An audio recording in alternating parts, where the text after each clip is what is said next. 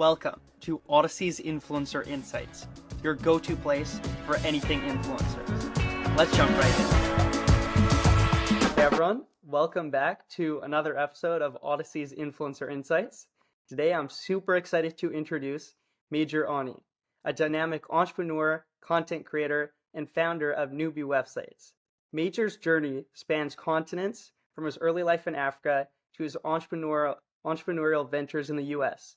He's built a solid following through his inspiring content and successfully balanced content creation with running a business.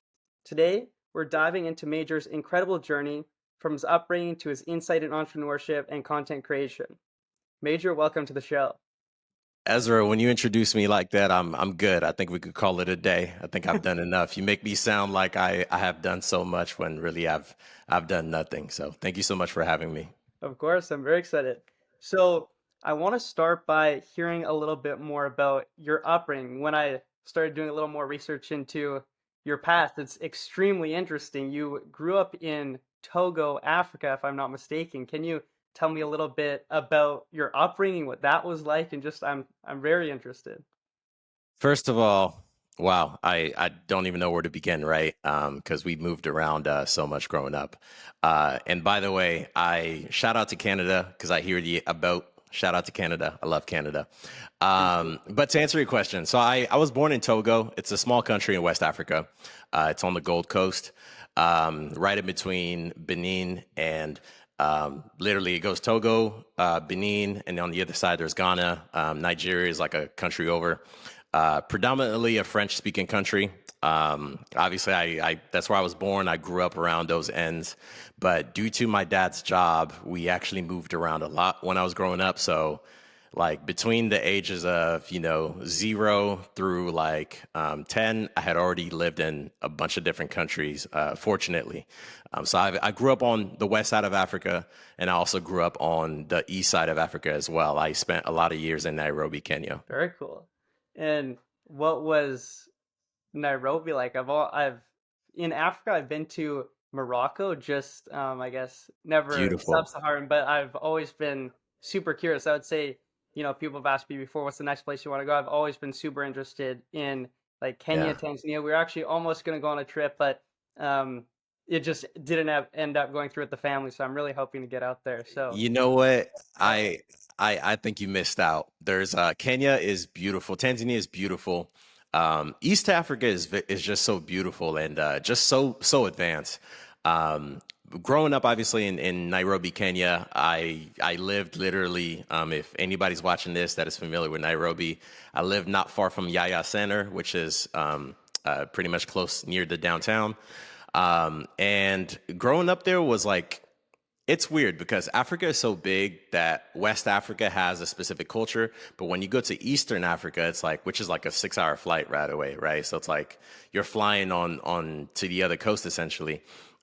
Things are a lot different. Obviously, English is spoken there, but while I was growing up there, I was in a private French school. But growing up in Kenya, the culture amazing, the food amazing, the people amazing. If you ever happen to go or have it in your roadmap to go, I strongly recommend you go visit Mombasa. So I strongly recommend you go visit Mombasa.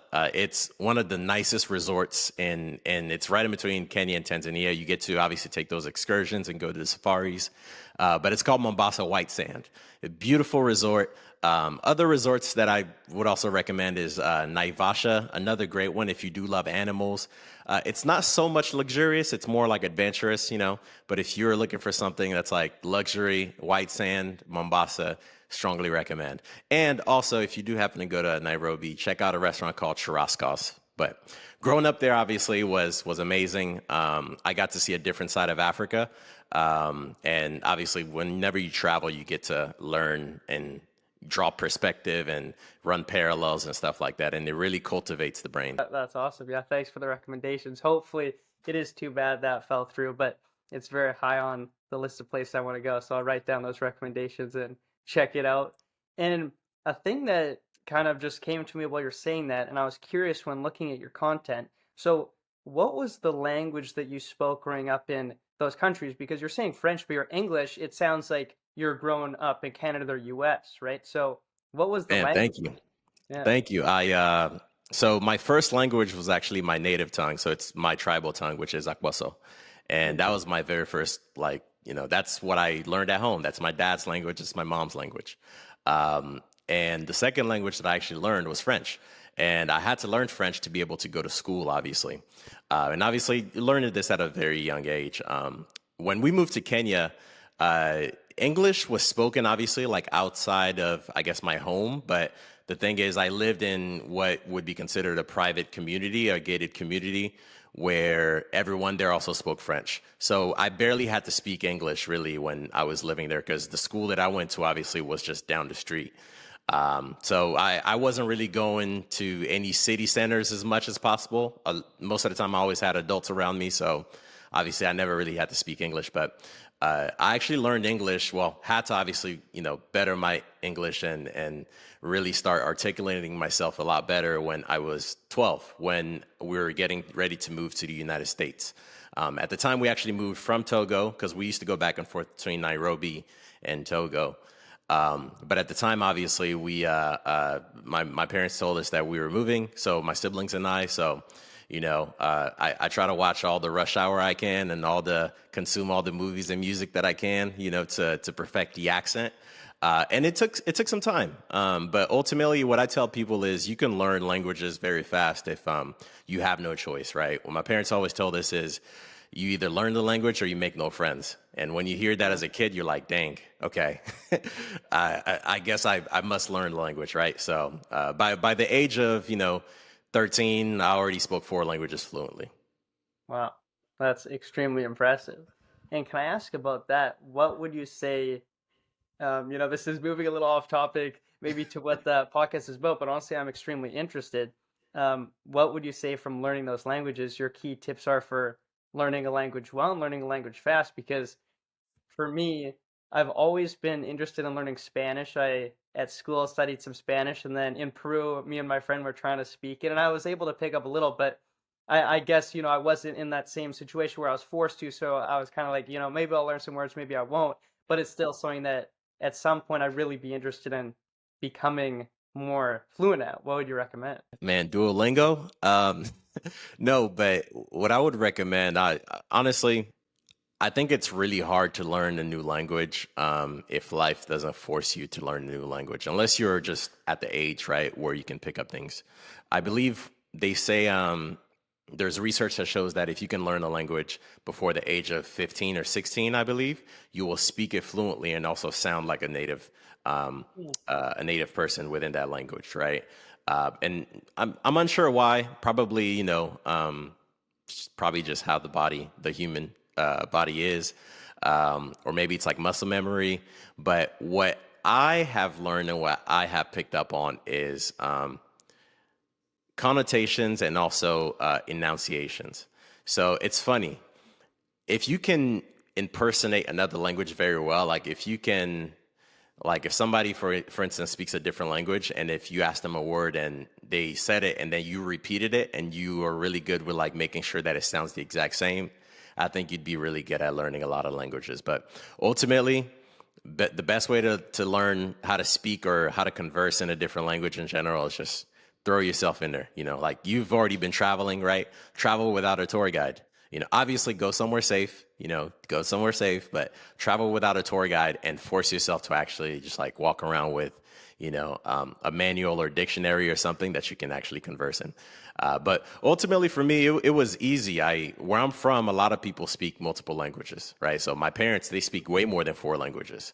The education system that I was in, that I was fortunate to be in, you do learn other languages. Like I grew up, my sisters, they spoke German, for instance, and they learned it at school, right? So I think there's a mixture of different things, but when you live in a country like America, you don't really have to speak any other language because, like America, Canada, those are places like that are like the end all be all for a lot of the world, right?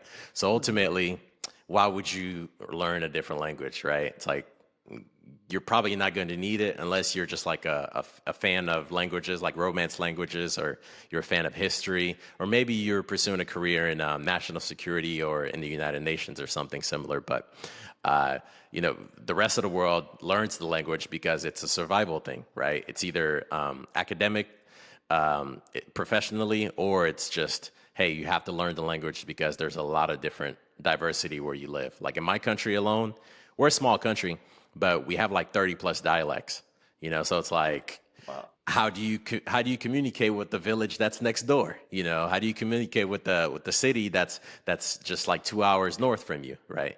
So ultimately, obviously, everyone has like a local commerce language that everybody speaks. In Kenya, for instance, that was Swahili, right? It didn't matter which tribe you were from. Everybody understood Swahili. I mean, I didn't understand Swahili, but I could actually understand a couple of things, the essentials like jumbo bwana, abarigani, muzuri sana, stuff like that, right? Like these are things that you hear every day just to be respectful. Hi, hello, how are you? I'm good. Thank you, whatever it is. But ultimately, I think for the rest of the world, it's a survival thing, and sometimes life just pushes you to be a certain way, right? And ultimately, in America, it's a little bit different. So there's, which by the way, it's a pro and con. I think it's a blessing to be American. It's a blessing to be Canadian. It's a blessing to be on this side of the world, right? I definitely think that we're fortunate, compared to the rest of the world. But nevertheless, I think there's a lot you can actually learn from the rest of the world. Yeah, it's extremely interesting, for sure. And just out of curiosity, there for like you said in I know that Togo. was a lot. No, that's good. Like in Togo, you said there was like 30 different dialects. If you went next door to your neighbor, were you able to communicate? Was that hard? I mean, you said in Kenya you could a little bit, but what was that like? Yeah, no, you could communicate because we also had our local commerce language. So everyone speaks French in Togo, right? Hmm. And everyone also speaks our commerce language, which is like the native language, which is called Ewe. So Ewe is actually spoken in multiple countries as well. It's spoken in Benin, it's spoken in Ghana, it's spoken in Nigeria as well. And because there's that commerce language, obviously, because of travelers and people who trade and they sell silver and gold and whatever, they typically spoke that language, obviously. Uh, the French language actually came about during colonization because we were colonized by France. So obviously, ultimately, everybody speaks French, right? Funny enough, though, before we were actually colonized by the French, we were actually colonized by Germans. So my grandfather, for instance, he spoke German because he was a part of that era. But over time, obviously, after the world wars and stuff, ultimately, it was a period where everybody just started learning French and everybody speaks French. So if you were to arrive in Togo, you'd see French. You'd see English too, because we are trying to push the English language, obviously, within our society in Togo, and it's actually pretty surprising because when you look at the geography of Togo, it's like you're right next to an English speaking country. It's Hmm. like Ghana used to be Togo. Both of those countries were one country once upon a time until the World Wars, and they ended up dividing it. One side was given to the British, and the other side was given to the French. But funny enough, it's like you're right next door to a predominantly English speaking country. A country over is Nigeria, another predominantly English speaking country. And then you go up north, obviously, you start getting more diversities in languages and stuff like that. But ultimately, living in Togo, talking to people, it was very easy. But also, an interesting thing is, so my neighbor at my dad's home, in the home that I grew up in, he wasn't from our tribe. He's actually from the north, and he was a Kabye, which is like a tribe all the way in the north. And they don't obviously speak our dialect, but he spoke French and he spoke Ewe. So, we conversed. His kids spoke French and they spoke Ewe. So we obviously conversed as well. So That's very interesting.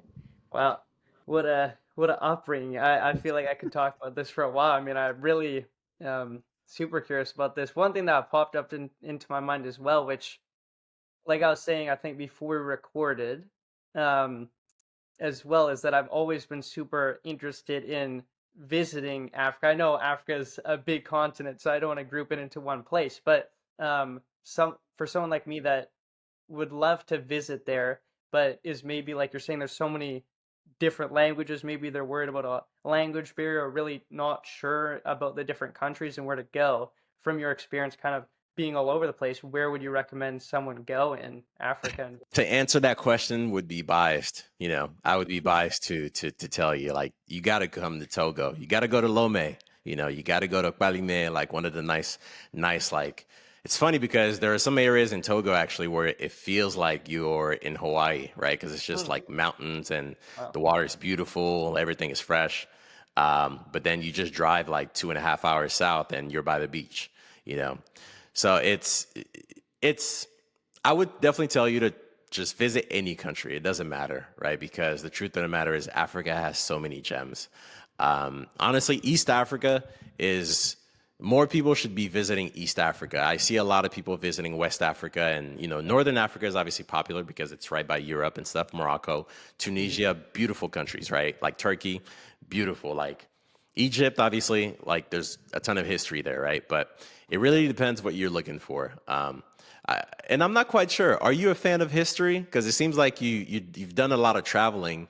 Do you just like adventures, or what is it? Yeah, I don't know. I feel like I like a mix. I mean, I would say I used to not be as much into history, but I feel like the more I travel, the more I start to question things, and it's kind of travel has got me more interested in history. Yeah, But I would say more just adventure, trying different foods, meeting the local people, seeing what the culture's like. Um, I love being outdoors, hiking, so just kind of stuff like that where I could just kind of explore and do adventure and stuff. yeah. No, and do you speak French at all? Sadly, no. No, I'm Come not on, from you the guys are supposed to be French-speaking dual, part. man. Yeah, no, a lot Come of on. everyone whenever I travel and they hear I'm from Canada, they assume I speak French, and Yeah. I should have. I did learn French in my younger years at school, and one of my biggest regrets was not taking it that seriously because I guess like you're saying, at the time I was thinking, why do I have to learn French? I'm in Vancouver, which isn't the French speaking part of Right. the country. It's only in Quebec, so I don't really need to know it.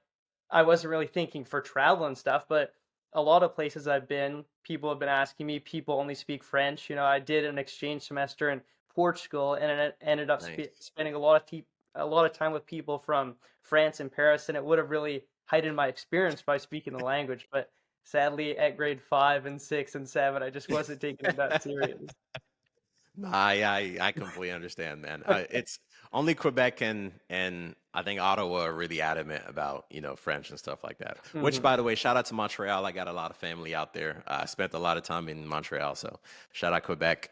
That's awesome. Um, Honestly, you're not missing out on much, because I feel like this day and age everybody speaks English, like to Hmm. some degree, so kind of works out to our advantage, right?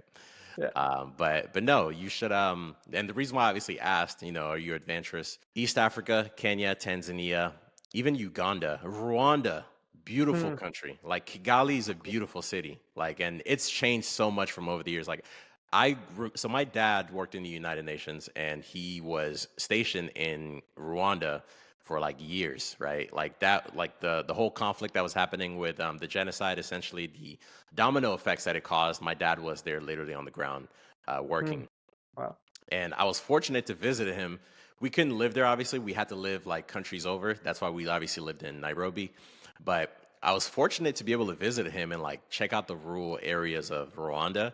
And I do not kid you, there was like nothing, like zero, nothing. Like it's actually pitch black when it's like 7 p.m. or 6 p.m., right? Like you actually get to see the sun going down and everything. And he lived Hmm. in two different towns while he was in Rwanda. But whenever we used to go to Kigali back then, it was still being rebuilt. But nowadays, like I talk to friends that live in Rwanda and they send me videos and pictures and stuff, and I'm like, no way. It is so. I believe Rwanda is one of the most advanced and incubators for startups in Africa, like at this age, right? Which is common because anytime you have countries that have a turmoil, typically there's a lot of entrepreneurship that gets birthed out of that. But Rwanda is definitely very beautiful. But I would strongly recommend like you visit East Africa, South Africa, and obviously if you can, definitely come to West Africa. And if I'm going again one of these days, man, I can give you a heads up. And if you want to tag along, I would love to take you. Appreciate that. Yeah. No, I'll definitely let you know. It seems like you're super knowledgeable on I like you're saying, it's very interesting with Rwanda because when I was doing some research into African countries, one of the cities that I was looking at was Kigali, and I again was blown away by apparently, yeah, it's one of the safest, nicest, seems super clean, everybody's super friendly. It just seemed like an amazing place. I, So, right on. Like it really is, and I'll definitely put Nigeria there too. Visiting mhm. Lagos, like beautiful. Visiting Jos, which is like the northern part, like north, well, towards the north of Nigeria, beautiful as well. So there are so many countries you could pick from, honestly. Yeah, the world's so Just big. exactly. Like, and Africa is huge, man. Like it Hmm. is ridiculously big. So it's like I'll tell you a quick story. I recently went back a couple of this was a year and a half ago, I believe. And when I was there, I did Togo, Ghana, Ivory Coast, and Senegal. And then we came back to Togo. And it was exhausting because I was like, oh, it's gonna feel like me doing Vegas, LA, Portland, and maybe going back down to Texas or something, right? Like I was like, it's probably yeah, I could manage, but it was exhausting, man, because these countries are next to each other, but you still have to fly hours to get to them. Because It's like it's just so big. Yeah. exactly, and the crazy part is I had it in my schedule to, okay, let's go to East Africa. Let's actually go to Nairobi for like 2 or 3 days, and then let's come back and fly out. I was like, absolutely not, man. Like, can't do it. Yeah. And so you were mentioning that your dad, the reason that you guys were moving around so much around Africa was because of his job working for the United Nations. Yeah. Is that where moving to the US, was that a family decision or was that for the UN, or what was that kind of change which made you guys move from these African countries over to the US? Yeah, no, great question. Growing up in Africa, the rule is you go to school, you get good grades, and when you're of the age and you graduate high school and your grades are good enough, you get sent anywhere you want to and to go in the world, right? So ultimately, the options are really Europe, Canada, or the U.S. So I have our family. It's there were six, right? So six kids, so five siblings. I'm the youngest. Brother graduated his high school, had ridiculously good grades. Dad's like, you can go anywhere. He goes to Canada. He goes to Montreal. Right. This is Mm. like back in the '90s. My sister, good grades, graduates. Where do you want to go? I want to go to the United States. Send her to the United States. Um, but ultimately, over time, when it got to me, like by the time we moved to the United States, it was just me and my two brothers.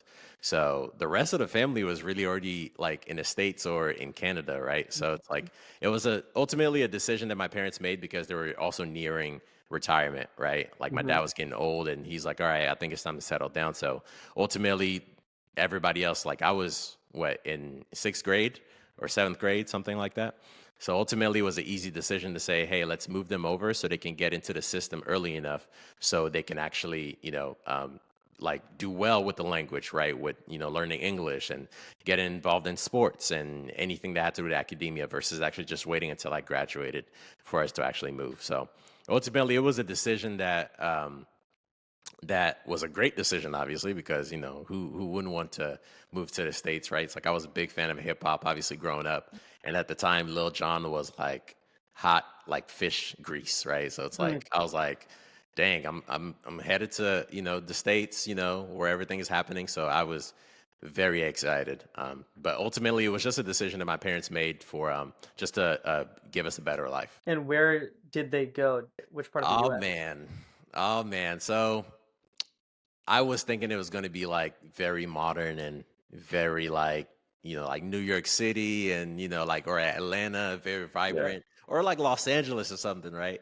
They chose Oregon, Hmm. Eugene, Oregon. Oh yeah, And I have good friends in Eugene. I've actually been a bunch of times, but it's not as glamorous as those other spots for sure. I do not kid you, 12, 13-year-old major just looking from the plane, looking down at Eugene as the plane's about to land. And I'm like, my city back in Lome in Togo had way more skyscrapers than this Hmm. place. Oh yeah. And I'm just like, dang, really? But funny part is I grew to love Oregon. Like I love going back to Oregon, obviously.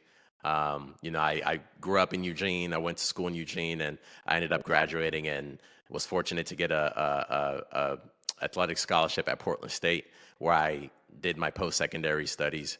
But yeah, no, the very first like 2 years in Oregon in general was tough. It was tough because it didn't feel like America to me. Hmm. But it's crazy because the older I get, the more I realize the value of like that environment of the Pacific Northwest in general. It's so lush, but the quality of life there is actually really good.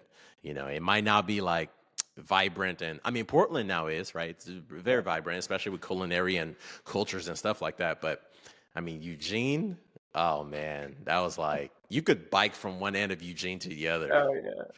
It's like, but the older I get, the more I'm appreciative of it. And it's also, the birthplace of Nike, obviously, right? So, Hmm. well, technically, the birthplace of Nike is Portland State, my alma mater, but they gave all the money to the Ducks at the University of Oregon. But a lot of history over at in Eugene, Oregon, obviously. And I it's one of those things where I was like, when you're a kid, obviously you question it, but as you get older, you're like, okay, I see why you made this decision. It was safe.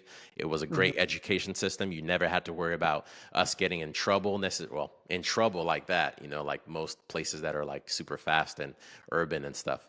And also, it was affordable, like at least back then. Now, different story. Yeah, like I assume most of the country and my country, sadly.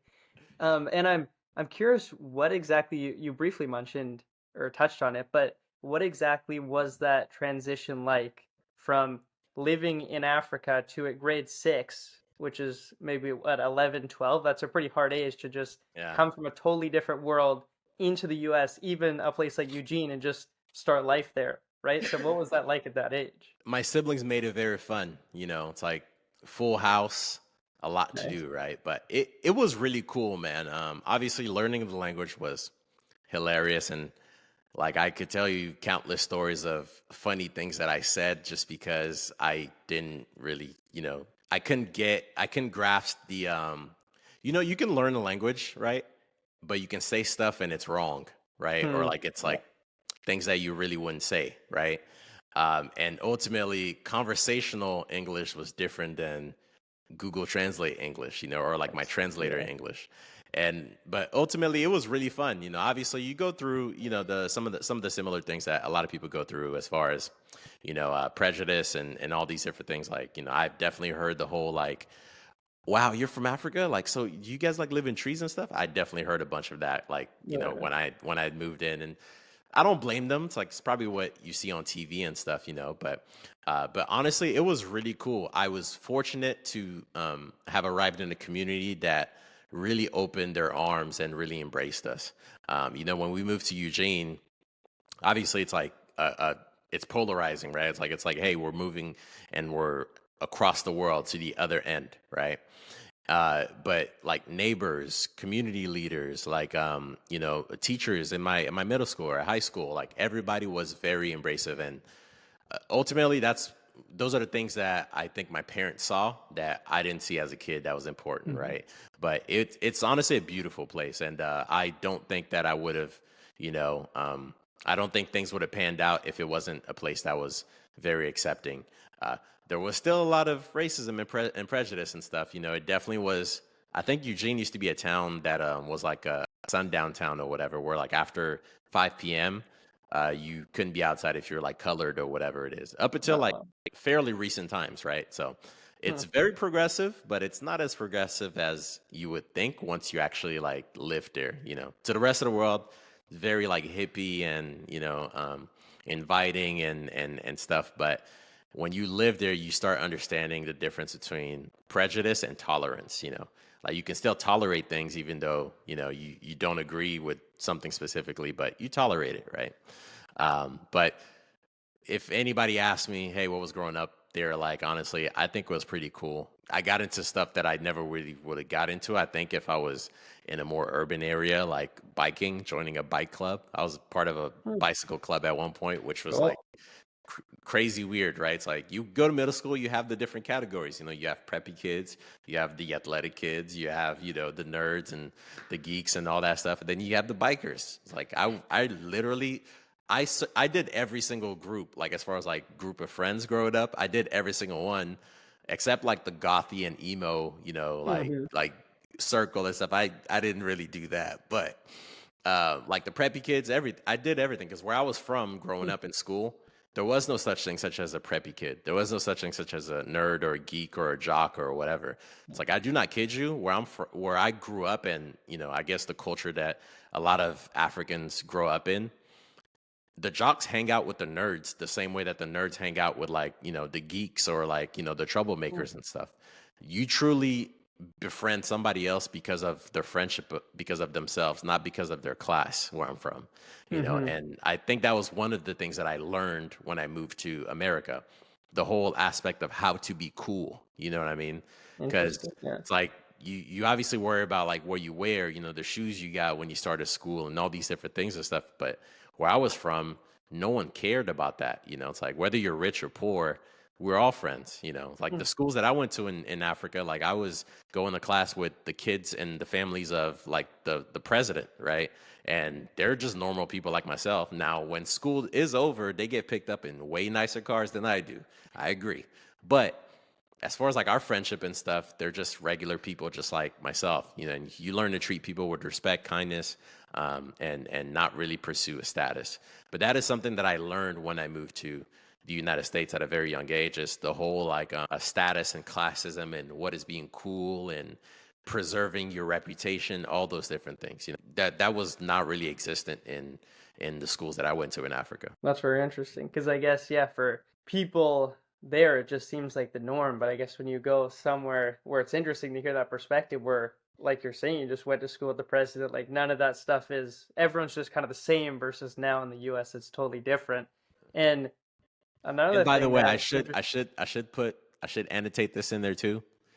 yeah, I was going to private schools in Africa, right? okay, If I was going to a public school, it might have been a little bit different. I'm not sure, right? yeah. But I mean, going to school in Africa, I did go to a public school when I was like very young, obviously. But at that age, I don't really remember that much as far as like my classmates and stuff. But for most of my teen and youth, it was private schools.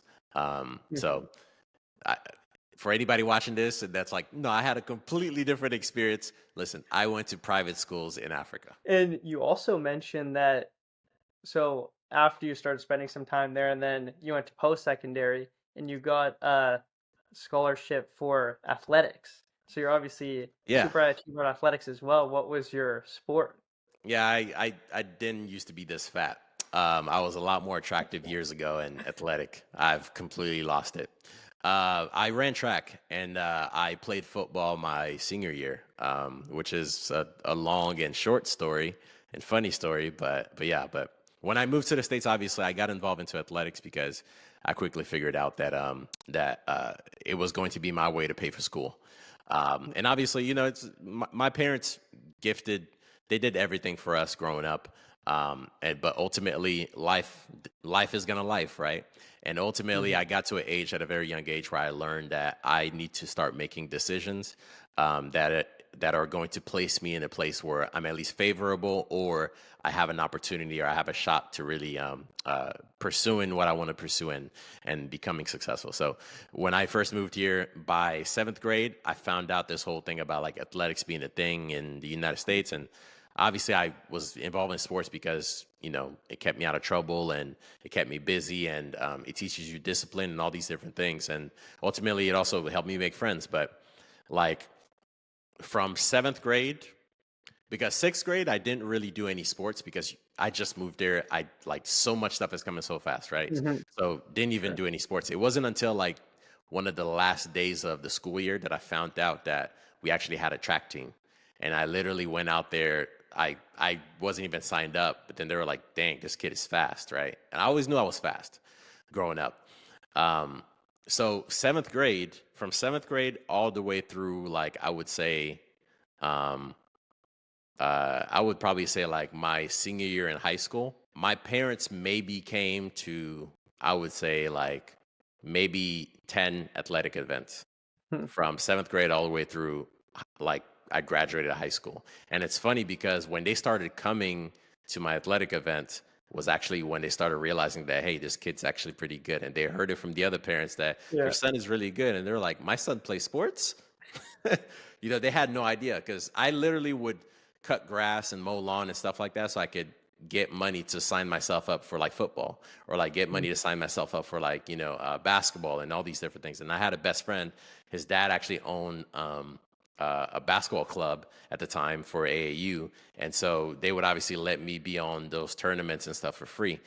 So if it wasn't during the school year where like, it's essentially like I'm playing for the school or whatever it is, obviously I had to figure out my way to get into the clubs. But my parents did a wonderful job at letting me obviously doing these things, because they ultimately could have said no. And they definitely did say no a lot of times, especially when, it has to do with education. If you know anything about African parents, it's like you can only be a doctor, a president, a governor, a senator, or a lawyer. It's like, Mm. or like a crazy successful scientist that cures cancer or something, right? It's like the expectations is ridiculous. Ultimately, obviously, I am none of those things, right? But ultimately, they did a really good job at like at least providing a soft landing and understanding when it had to do with athletics. But I was fortunate enough to um, be at the right place at the right time, and perform well enough to catch the attention of Coach Ronnie Harrison, who's actually the coach over at Berkeley right now, at Cal. And he was the coach at Portland State then, and he really saw way more in me than just an athlete. He saw a young man that actually had a very promising future, and had a good head on his shoulders, but just needed a chance and needed guidance, and obviously needed to be surrounded with elements and people that would teach him discipline. And I till this day, Coach Harrison is somebody that I always like hit. Like I'll text out of the blue, I'll call out of the blue, because going to Portland State changed my life. I always say this all the time. Had I not got that scholarship to go to Portland State, I don't think things would have panned out the way it did. Mainly because Eugene was a small town, and it's a place where people don't become anything. It's Mm. like the classmates that I went to that started working at McDonald's when they're in high school, they stayed there like their whole lives. Like they're like Interesting. super managers now, right? So like it's a town where you can actually work at a coffee shop and you make a living and you just live, a regular life. It doesn't mean you actually are able to afford anything, but you can rent somewhere and have roommates and stuff, and that's normal there. Personally, I saw way more for myself. I saw big dreams. I saw entrepreneurship, obviously, and I definitely saw like, pursuing my happiness. But had it not been for, Coach Harrison and Emily McKissick, and just like, Teaver Marks, all these different people are the people that actually enabled me to land at Portland State in a way that I did, and to be able to get a great education, get an opportunity to partake in so many different things, like aside from athletics. Like I got to be an orientation leader for a number of years at Portland State. I got to pledge one of the greatest fraternities in the world at Portland State, Omega Psi Phi fraternity, and I got to befriend student body members. And like I don't think people realize this, especially college students, but when you're in college, it's literally like it's it's it is a society and it's a civilization. And if you actually do whatever you want to do in the real world in college, you'll be successful, because college is kind of like the trial, right? Like you're on this campus, there's 30,000 students. I mean, you have your own safety, like police service or whatever it is. You have your own library, you have your own health center or whatever it is. You essentially have a very, very, very small town. Why not give it an opportunity to do what you want to do in the real world in school? That's why I didn't get the best grades when I was in college, right? Because I was like, hey, you know, this is like the world, but it's not the world. I actually get to try this out, and if I fail, no one cares, because we're all screw ups anyways, right? It's like we're all literally about to get into a rat race, and it's like, why not try something here? So when I was in college, I was an entrepreneur in college. I tried a bunch of different things, like whether it be a service or product or just marketing myself. I did everything, from throwing parties all the way down to like, when I was in my sophomore year, between my sophomore year and my junior year, I worked on this app on campus at Portland State called 401U. And it was 401 universities, just because I found out that a lot of the students actually that were on campus didn't know all of the resources that were available on the campus at Portland State. And ultimately, I was like, we need something that's social, but we need something that's also a hub to get alerts and all these, things or whatever that were going on campus. Like, for instance, I found out, and the only reason why I knew all these things is because while I was actually at Portland State, I actually worked on campus. I actually was one of those students that was also staff, right? I was the head of design. I was the lead designer for the comm department in at Portland State, and I had no business having this job, but I was really good at what I did, right? So, ultimately, uh, my boss just saw something in me, and they offered me the job, right? I was making like, I don't know, $15 an hour, which was a lot back then. Like $15 on campus, like you're the man, like Yeah, you're living, real right? money. Like that's bank. And I came from a place where my first paycheck, my first job I ever had, which was at Goodwill, at Goodwill Industries. I was a sales attendant, but I made no sales. I was the guy that literally was at the donation centers, and everybody Mm. gave me their filth. And I had to just like parse through there and like find out what was clean, put it in a box, whatever is dirty, we throw it away. That was me, right? And I was making $7.95. And it's crazy. Like you work, and after 2 weeks, you check your paycheck. You're like, man, I made $250. Man, that's amazing. But I guess things were different back then. But back to on campus, obviously making $15 an hour and stuff. I had this role where I was the lead designer, and under me was four other departments, right? And it was a pretty huge responsibility because I managed that department's also website as well. Um, and I found out about so many resources on campus. Like, for instance, I don't know if this is still current or not, but on Tuesdays, there used to be I think this was in Smith Hall. It's either Smith or Kramer Hall. And only Portland State students obviously would know this, but there was a area in that hall where they would actually give like books away. So a lot of like the student textbooks and stuff, right, that you need for classes, they would essentially just like have them there for like super cheap or just for free. Another day, they actually used to have, I think this one was Kramer or Smith Hall, not sure, but when you walk in, you could actually go grocery shopping for free. Like they're just giving like Oh, wow. cans of food and stuff like that. And I mean, top ramen and stuff. And I mean, when you're on campus and stuff, it's like, yeah, like we're all eating that stuff, It's like Oh, you yeah. should know about that place and go there instead of going to Safeway and, spending money on groceries and stuff. So ultimately, I just took it upon myself, and, I spent countless hours, and my classmates, they will tell you I'm notorious for sleeping in the library, sleeping in the computer lab. There was a point in time where I actually didn't have a place to stay, like a couple of months where I literally didn't have a place to live. I used to live in the locker room, right? While I was in between, Mm. like trying to figure out what I wanted to do. But I would spend a lot of nights at the computer lab, right? In Broadway, on campus. And that's literally like a lot of what I did on campus. I spent all of my time in college literally positioning myself to be successful in real life. So if I knew I wanted to build a business in real life, I was like, hey, I have these passions, let me try it out. Even to throw in parties, like these. So I pledged a very popular frat when I was in college. And me and my line brother, my fraternity brother, we quickly found out that we could make a lot of money throwing parties, man. So we just started throwing parties and stuff. The first one obviously was terrible. I do not kid you. It was so bad that a fight broke out. It was maybe like Mm. four people there. Poor people. It was maybe like four people there, and it was so bad. And we learned a lot from that. Obviously, we recouped, created a whole new business plan, a marketing plan, and we had a series of massive parties that campus had never seen before. Because up until that point, you have to remember it's Portland State. Portland State's in like the city of Portland. Mm. It's literally in downtown Portland, but it just occupies like real estate within downtown, right?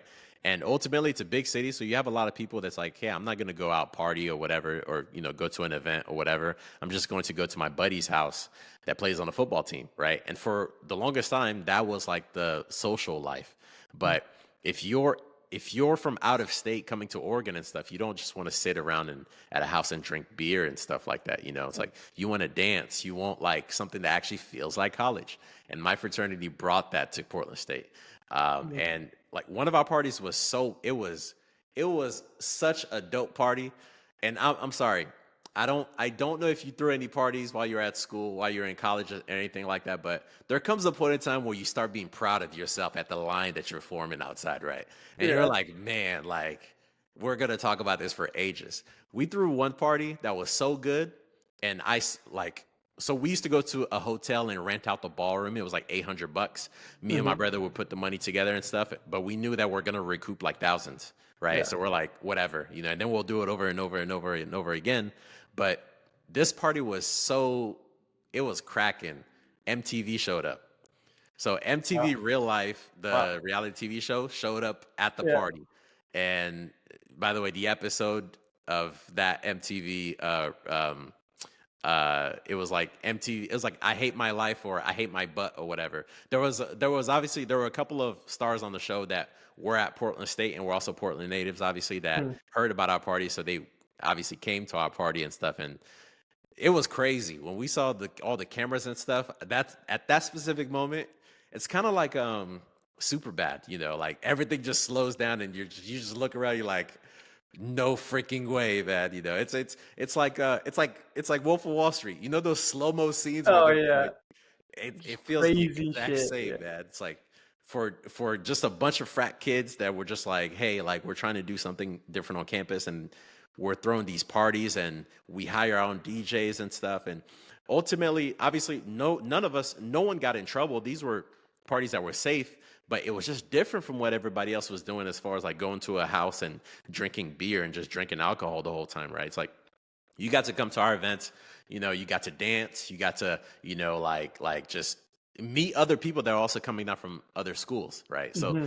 ultimately, when I was in college, a lot of what I did is I took advantage of the opportunity of this mini society to do the same things that I wanted to do in the real world. And I mean, if you if you study anything that I do, it's no different than what I was doing in college. It's really the same thing. I just have way more experience now as far as what's going to work and what's not going to work. So if anybody's watching this and you're in college, or you're about to go to college, obviously get your grades done, right? Like, take care of your homework and all those things, like get good grades and stuff, stay out of trouble, but find every opportunity you can not to spend as much time in your dorm room as much as you should, right? Or in your apartment or whatever it is. Like be on campus, get a job on campus, be involved on campus, find out about the different clubs on campus, run for office on campus, pledge something on campus, right? Like do all of the things that a lot of people think is like not cool, like join the chess club, go to the chess events, it's like make a bunch of different friends. Don't be that kid that's just like, secluded and, like, and a lot of athletes, honestly, they were like that. Athletes only hung out with other athletes. I didn't. I hung out with anyone, right? It's like I made friends with anyone. Like one of my friends actually in Saudi Arabia, he just got married, right? And these are people that we still keep in touch through Instagram and stuff like that. And it's like most athletes would never relate to somebody like that, right? Hmm. So it's like, and I guess it's also because I do have that international background, obviously. So I'm open minded. But anybody watching this, I strongly recommend you be involved on campus if you're if you're at a university. And I also strongly suggest that you try things at universities, right? And when I say try things, I don't mean drugs. I mean like try ventures. Like I don't know, do a vending machine, sell candy. Start a service or something. Start a laundry service where you actually, dry clean everybody's clothes. And create an app around it, something, right? Because ultimately, the same things you do in college that make you successful in college can also make you successful in the real world. No, that's very Hell of a interesting. lot. Yeah, no, but I feel like me and everybody that's watching can really take away a lot from that. I feel like I wish I had this conversation before my time at university or Oh college man, and not after, what? because I feel like I could have taken a Where'd lot you go to from it. school? Really. I went to Queens, if you're familiar. Okay, It's yeah, yeah, yeah, yeah, I'm just outside familiar. of Toronto. What did you study? I'm guessing entrepreneurship. Yeah, it's just like at Queens you don't specialize in anything, but it was a business commerce degree. Okay, Yeah. and the tables have turned. Ezra, what do you want to do? I feel like I'm still figuring that out. I mean, I guess at school I played around a little bit, definitely not as much. Yeah, I mostly like I was still involved in some things. Like I tried to still be active by obviously I went to the gym, but also in terms of social things, I played hockey. They have this leg Nice. hockey group, so I played organized hockey because I've done that pretty much my whole What life. And position? then we also have intramurals, which you can kind of do like any fun random games like that. So I think I also did dodgeball, handball, Nice. floor hockey. See, Um, you actually did a bunch of stuff. yeah, and then also, yeah, now that I'm saying it, I did do more than I thought. Also, there's different clubs you can do, which similar to the chess clubs and stuff like that. But for my business program, we had kind of like specialized business clubs, which only people in business can do. But it's Yeah, still a pretty big program. And it's a good way to meet people in that program and do yeah, specialized things that you're interested in. So I was in a marketing club, entrepreneurship club, and mm, like film video club. I'm not like a huge photographer by any means, but I do like video. I have a drone, so I'll do like play around a little bit nice, with that. So I did some drone work for them. So I nice, did do a mix of that for sure.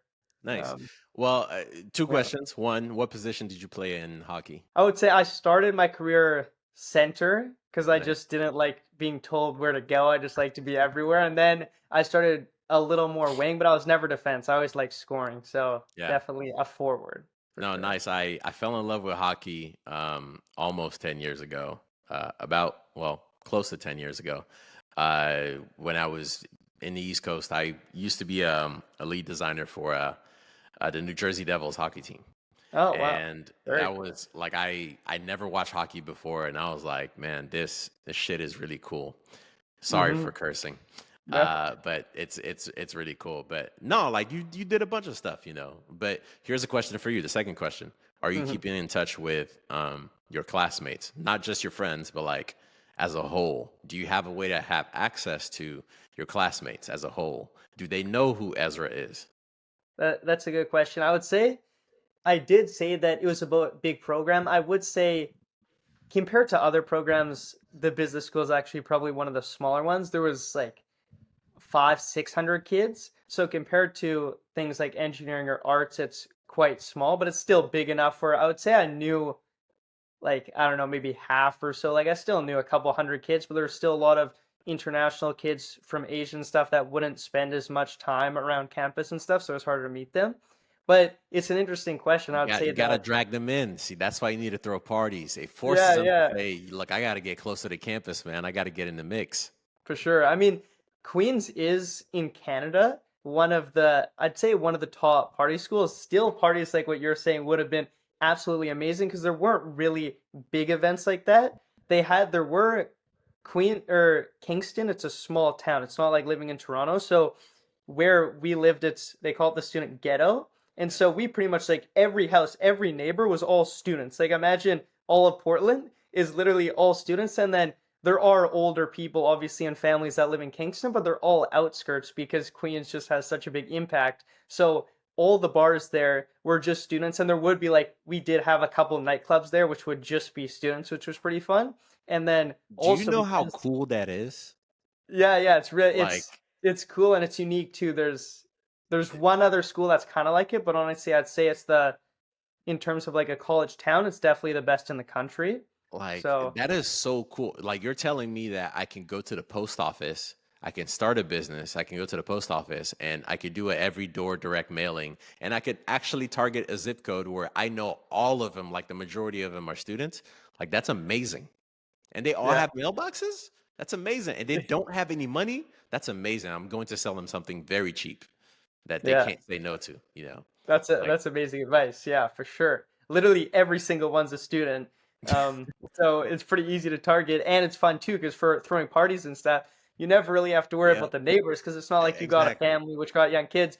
All the neighbors know each other. We're inviting. So the nice thing is because of that we can throw like our house and our neighbor's house. You could still throw a party with maybe like 100 kids or so, like nothing Yeah. massive, but still fill the entire house with Well, students, let me which is ask you pretty this. awesome.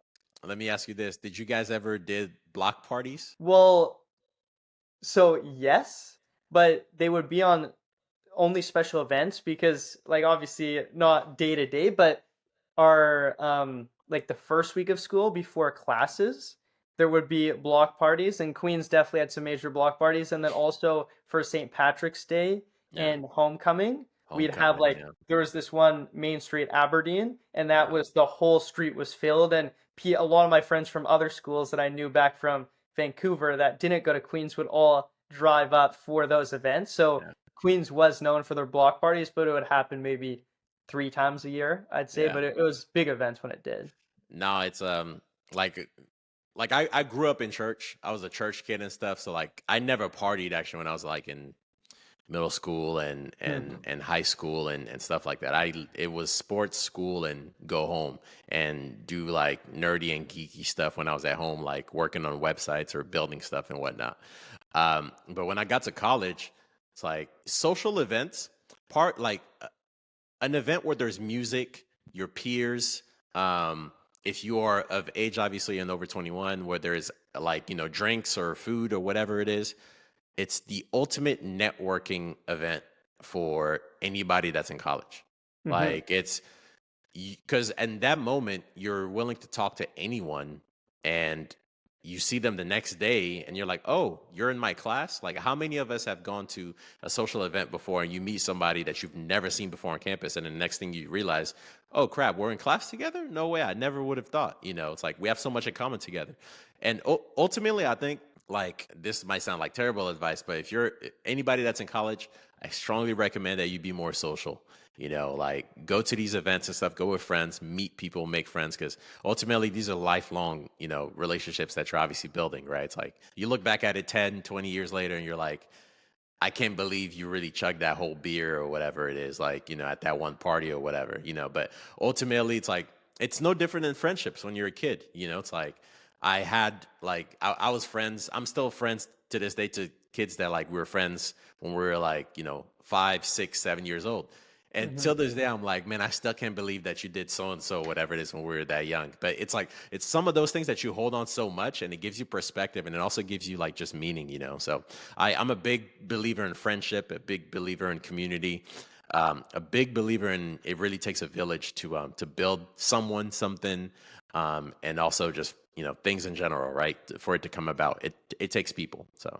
Thank you guys so much for sticking around to the end. This is actually the end of part one, so Major has a lot more value to offer. If you guys enjoyed this part of the episode, make sure to check out part two, which will be available right now as well, and I'll see you guys there.